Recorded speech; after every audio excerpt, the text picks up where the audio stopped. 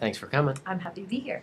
Hi, my name is Andy. I'm in the Humber College Center for Teaching and Learning with Denise Gardner, who teaches in... The School of Hospitality, Recreation, and Tourism. Ooh, excellent. That's great.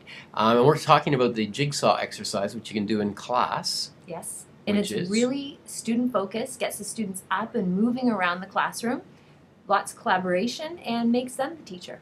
Oh, cool.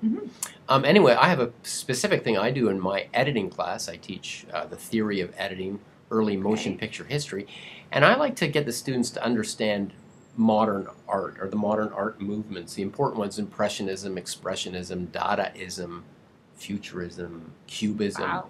So let's use that as an example to show you how, or tell you how we can do the jigsaw exercise. Yeah, it works really, really well. So we're going to split the class into groups of 5. Groups of 5 would work really well because you have 5 different topics that you're wanting to cover, so that works well. The first thing I like to do... Hold on. Yeah? Just one sec. No problem. So we're in groups of 5. Yes. And we have a 1, 2, 3, 4, and 5 in each group. Yes. Number 1s are Impressionists. Number 2 are Expressionists. Number 3s are Cubists. 4s are Futurists.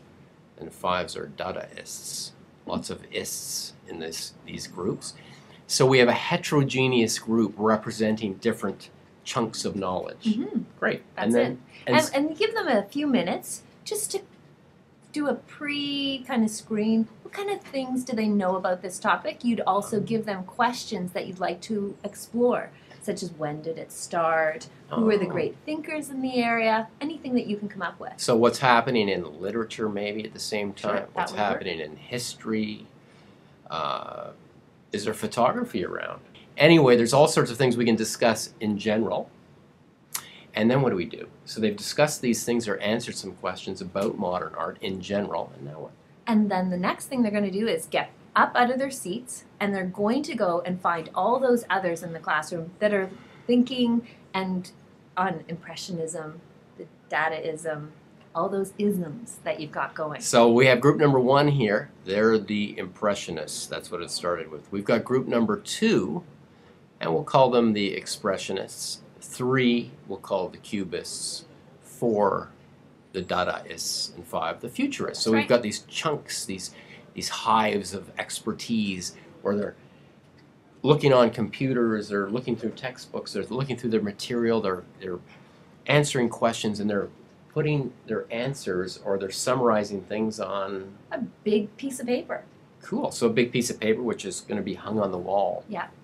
And get this, for their gallery walkthrough. That's right. Kind of cool, because we're talking about art. It is. Could be anything, though.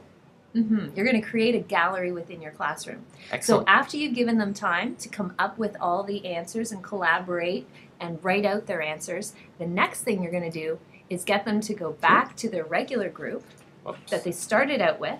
So the regular group would be the heterogeneous group, which is group. Down here. Exactly. Beautiful.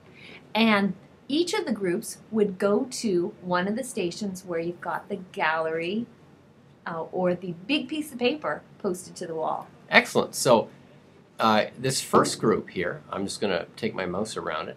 That first group, number 1, the Impressionist, what he's going to do is he's going to show the conclusions, or the knowledge base that has been put together by his group, the Impressionists. He's going to present it at their wall or wherever to all of the other experts of the different movements.